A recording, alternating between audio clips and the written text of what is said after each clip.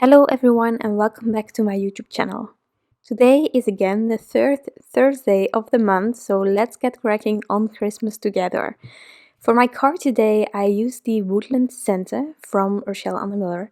This is an adorable image. I decided to try to create a completely Copic colored scene for this card, and so I first traced a bit the area that I needed to color in to have enough of a scene to die cut it with the third largest basic rectangle from on my elephant. So I just traced that with a pencil, and then I figured out which Copics that I wanted to use. Now for my background today, I wanted to have kind of a light but still chilly color combination. So I decided to go with some really light yellows on the bottom of this scene, but then going more upwards with some blue colors. Really soft. I'm not going to add a ton of dark markers in the background in the sky area, just some really light blues. So I took the yellow 00 and yellow 02, and then for the blue markers I'm using B21, B00 and B000, which is quite a limited amount of markers, but it definitely works. Another thing, for this sky kind of area, I'm not really like a colorist, so if I use Copics, normally I just color the images. Backgrounds are really daunting for me, but I tried it for like the challenge for my favorite things, and I sort of decided for myself to try to test it out more and to try some new combinations, not necessarily the really difficult ones like this one. These colors are so close to each other that it is kind of an easier combination to use, I think. Something else that for me works when doing kind of a background like this is to go from left to right and just keep doing every coloring in the same kind of direction. So flicking from left to right, you don't need to do complete cross all over the area. As you can see on the top there, I just went in, I flicked it. I'm not bothering keeping the, well, I'm not bothered keeping those snowflakes white. I'm going to cover that up later on. But I'm just trying to avoid the images. Whenever there are images close, I'm trying to flick away from the images to help me with that. And I'm just going all the way. I don't have the urge here to make sure that the blend is perfect. The sky has different gradients in it, and I think that works with markers. Something that I tend to avoid is trying to create clouds. As I said, I'm not the one that is creating like the scene. I'm not that good. You can definitely add clouds if you want to. You can add trees, but in this case there is already a Christmas tree, so why would I even try? Maybe clouds would have been fun, but I have no clue how to tackle that so far, so I'm avoiding that. Maybe a stencil can help me if I wanted it to, but I just left it as is.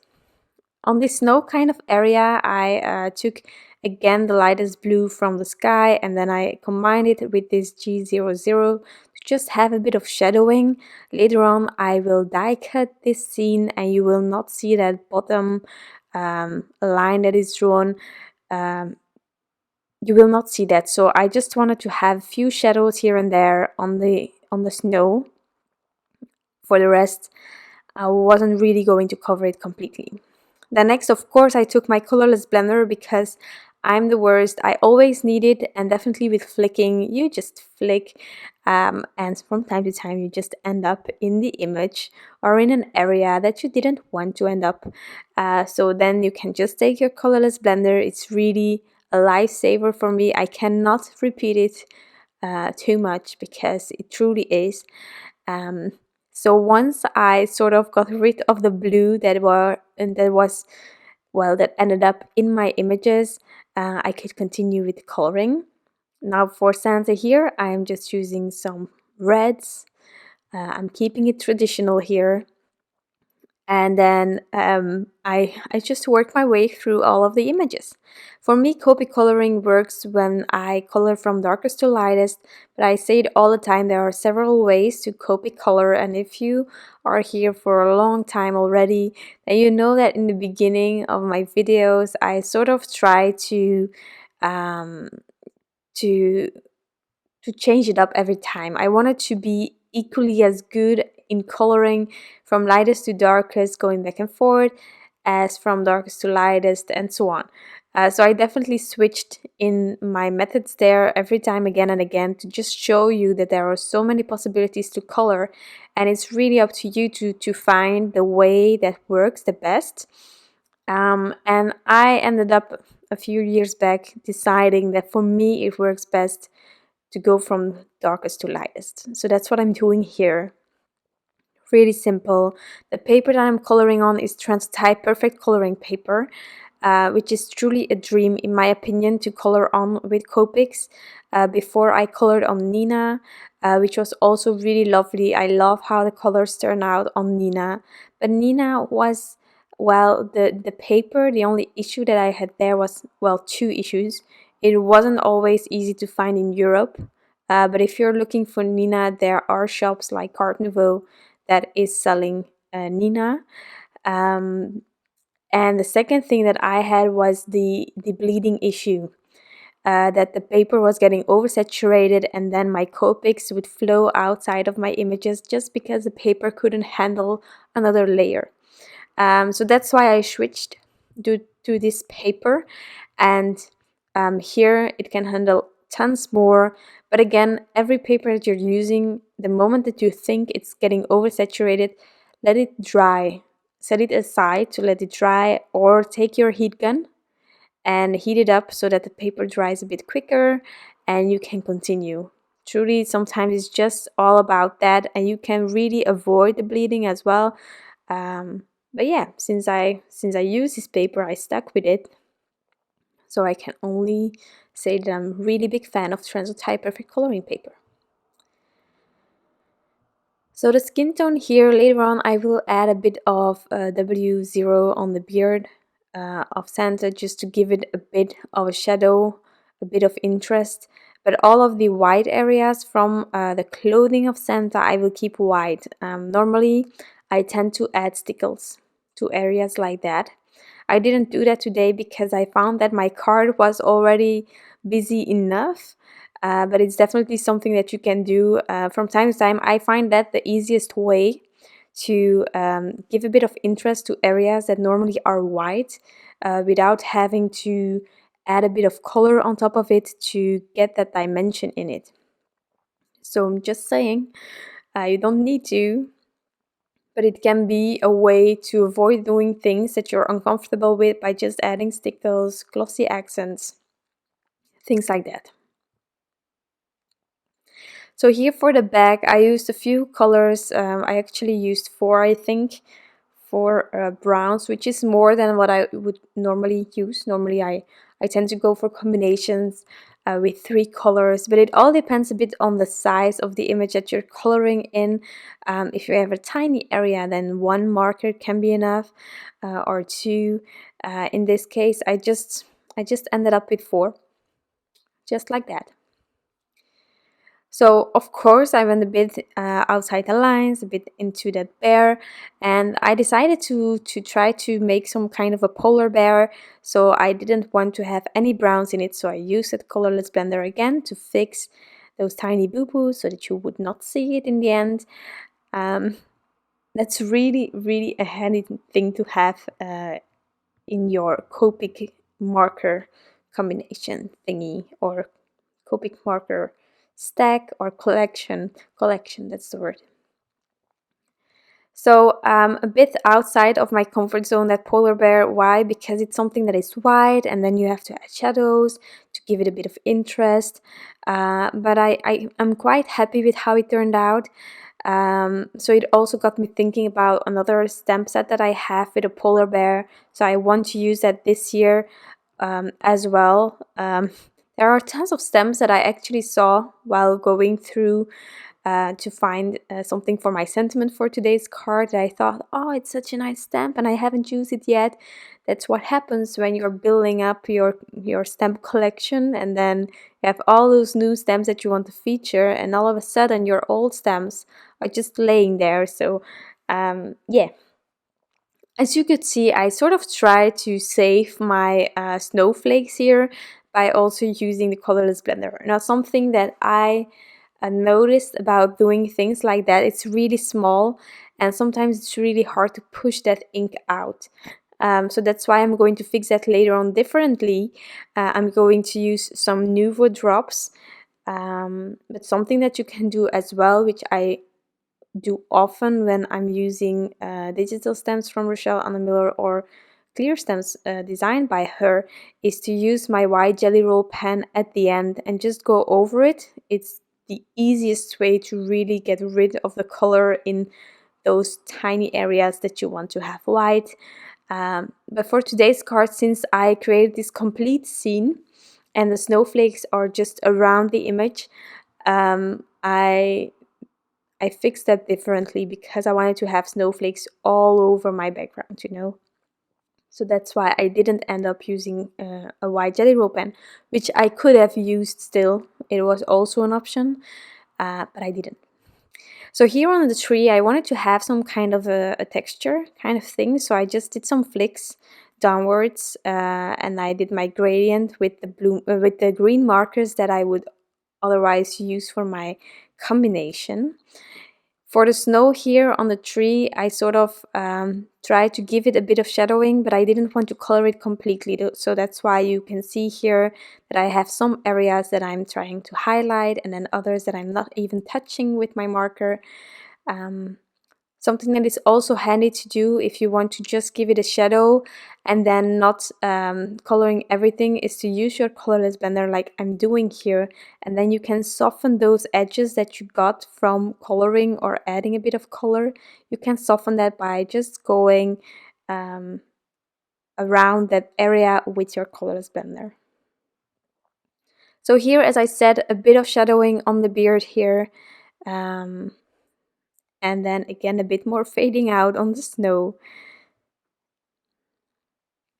Then for the back, I love all the details that Rachelle Anne Miller adds. I decided to do this ribbon in the greens. I'm not trying to do a shadow, it's a really tiny area. As I said before, if you have a tiny area, sometimes just one marker is enough. I don't think that I'm able to add any depth in this string of threads, you know, it's really small. And then for the bear here, as I said, I wanted a polar bear kind of thing, so I just used some W's, but really soft ones.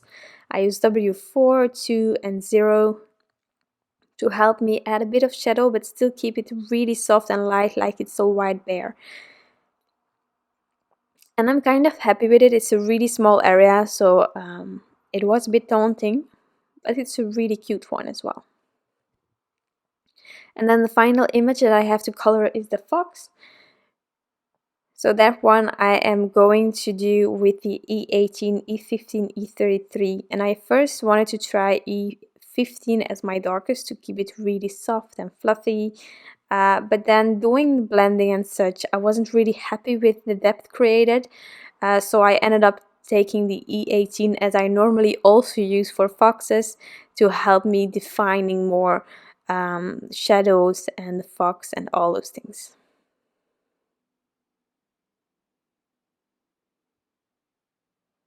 So you see here it works and it's definitely a nice combination, but I just wanted to have a bit more of a difference between my darker area of the fox and then those lighter areas. So I just added a few elements of E18. I didn't go overboard, I think. Just a few, and then blended it out again as I always do, going towards that lightest marker. And then actually my coloring is sort of finished, so then we will continue with the assembly and sort of figuring out what to do with this card.